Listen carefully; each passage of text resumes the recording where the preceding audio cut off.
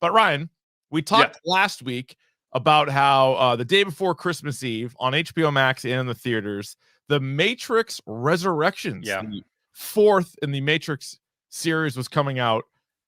Now, how do you want to handle this? Do you want to just kind of unpack it a little bit here, spoiler free? Do you want to jump at the end and do like 5 minutes spoiler full, and then we can even like isolate that and have it be its own YouTube thing? Or how do you want? I haven't asked you this. How do you want to discuss The Matrix?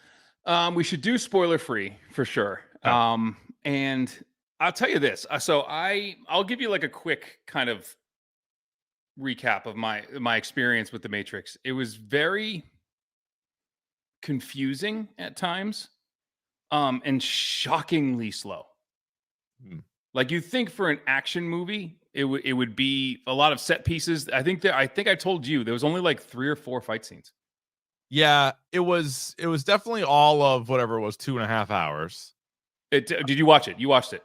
Oh yeah. No, I for sure watched it. I actually liked it a decent amount. I found what I was going to say.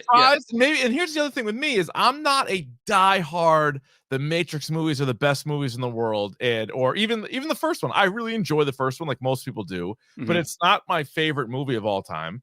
I like it for what it is. I don't really enjoy the sequels all that much, but I saw them, so I went into this with very low expectations. And some of the choices they made, I thought were a little odd. But I found myself, for as long as it was, and you're right, somewhat devoid of action, at least action that you were sort of accustomed to. But I still liked it. I like watched the whole thing. I'm like, you know what? Pretty enjoyable.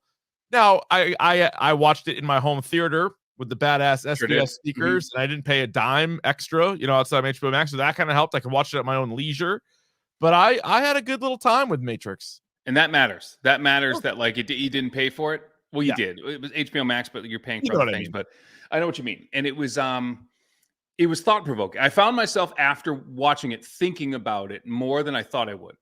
Because the first Matrix is very like action heavy and it's just a straight ahead, and then it kind of got this like whole. And I said in a tweet, if they broke the fifth wall, if you could do it, they did it, and it happened because. And again, this isn't a spoiler, but like Neo is now a game designer, like inside the Matrix. Yeah, and they mention a deal with Warner Brothers. Yeah, and then they like talking about like taking the original and like upping the ante and like doing it even without him, like even if he doesn't want to do it, we're doing it kind of thing. So yeah, that was like, I don't even know what the word is more than meta. But then, have you seen Free Guy yet? I have not seen Free Guy yet. So Free Guy is also about somebody who like develops games, right? I'm like, they're kind of unfortunately leaning into that, and that movie is more popular and better. Yeah, I still had fun with this. I've seen, and I'll have the count up this week. I'll post it on Twitter and Instagram at DORK Podcast. I've legit seen, I think, 82 movies that came out this year. That's a lot of movies, man. Now, again, a lot of them are absolute dog shit. Yeah, but this is top 20. This might even be top 15. Yeah, not bad. It wasn't terrible. It was not terrible. No, I mean, it's not like, so what would your dork score be for it? 3.5. See, I might even go 4.5. Like I 3.5. Now, I don't think I have a huge desire to watch it again, but I have no problem that I did see. So I mentioned in a tweet too, the difference between the two can be summarized. So again, not a spoiler, but the end credit song is "Wake Up" by Rage Against the Machine. The original being the original Rage Against the Machine, and this new band called Horns Against who does it, which they do metal covers with a horn section, and they're fucking incredible. That's like cool. they're incredible musicians. They do probably one of the best covers of the song "The Pot" by Tool. Oh, okay. I've ever heard, and they do it with horns, like baritone saxes and stuff. It's awesome. That's pretty sick. Again, you're talking about like I read the tweet, but you get the idea. It's not what you think it is. It's weird.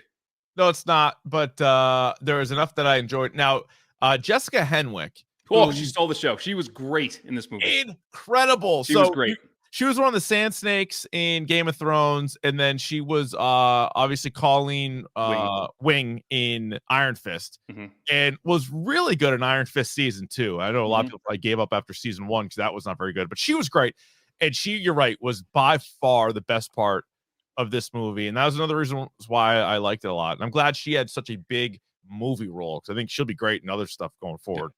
The hashtag Dork Podcast.